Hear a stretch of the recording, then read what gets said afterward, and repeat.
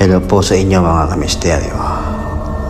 Tampok sa araw na ito ang kwento tungkol sa isang tiyanak na namataan sa isang lugar sa Bulacan. Ito ay hango sa tuong istorya ni Adam na nagtatrabaho sa isang lugar sa Bulacan. Tunghayan po natin ang kanyang kwento. Sir Don, ako po ay isang delivery boy ng isang malaking grocery store sa Bulacan. Karaniwan na dinidelivery ko ay soft drinks at alak gamit ang kolong-kolong ng aking amo. Araw-araw ang aking ruta sa kadahilan ng marami kaming binabagsakang mga suki. Tuwing Sabado naman po ay naabot ako minsan ng gabi dahil maraming kaming trabaho pag Sabado, kasama na po ang paniningil. Sir Don, may isang araw na ginabi ako ng uwi. Siguro mga bandang alas 11 na ito ng gabi. May pinapuntahan pa sa akin ng aking amo ng bagong tindahan. Ito na po ay order sa amin ng soft drinks at alak. Sir Don, hindi ko alam na medyo kalayuan pala ang bukid dito. Nakapwesto ang tindahan niya sa gitnang bukid sa Bulacan. Natural po sa Bulacan, Sir Don, na mabukid at maghubat ang kapaligiran dito.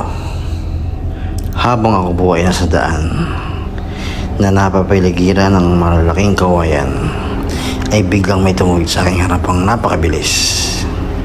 Sir Don, hindi ko mawari kung ano ito. Medyo may kahinaan pa naman ang ilaw ng aking motor. Hindi ko muna pinansin para maibsan ang takot at hilakbot ng aking nararamdaman.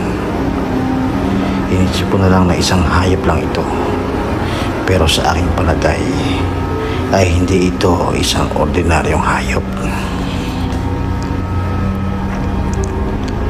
Sir Don, dahil bagong bukas sa tindahan ang aking kliyente, ay isa ako sa mga naimbitahang dumalo sa isang munting salo-salo.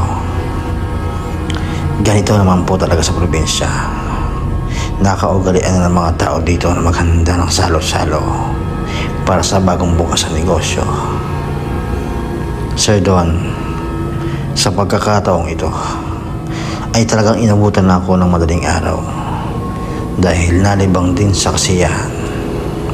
Pero ako naman ay hindi ganong uminom dahil baka malintikan ako sa aking amo. Lalo na dala ko ang kolong-kolong ng kanilang panghanap buhay. Habang ako'y pauwi na, malapit pa lang sa may kawayanan, ay nililibang ko na po ang aking sarili para maibsan ang aking takot. Natural na sa ating mga Pinoy na pag nakakaramdam tayo ng takot ay nililibang natin ating mga sarili. Paminsan-minsan pa nga ay tayo ay napapakanta. Sir Don, hindi ko mawari ang nangyayari sa akin dahil mismong pagtapat ko sa kawayanan ay ramdam na ramdam ko na may sumabit sa akin kolong-kolong na tila ba ito ay nakasakay sa akin. Umagos ang pawis ko sa buong mukha. Pakiramdam ko ay sobrang lamig. Talagang ramdam ko na may nakasabit na maliit na nilalang sa akin, di ko lang kolong-kolong.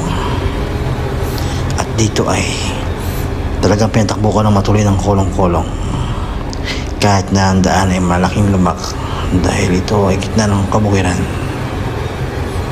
Buti na lang ay may nakasalubong akong isang motorista na papunta rin sa aking pinanggalingan. Napansin ko, parang wala nang kasabit sa likuran ko. Hindi ko ito malingon dahil sobrang takot. Pero ito ay naaninag ko ng unang pagsabit sa akin.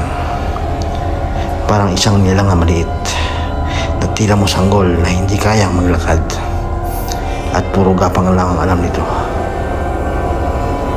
Pero maitim ang aking ilalarawan.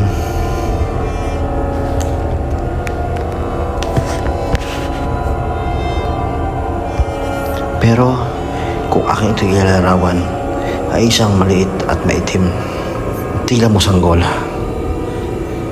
Sir Don, ako po ay nakaabot sa kabayanan. Ay talagang nakaluwag ako ng mahinga. Napagalitan pa nga ako ng aking amo kasi maraming basyo ang kulang bote na nabasag. Humingi na lang po ako ng pasensya sa aking amo dahil alam kong kasalanan ko naman ito at inumaga ako ng uwi. Sana po ay nagustuhan niyo ang aking kwento. Maraming salamat po.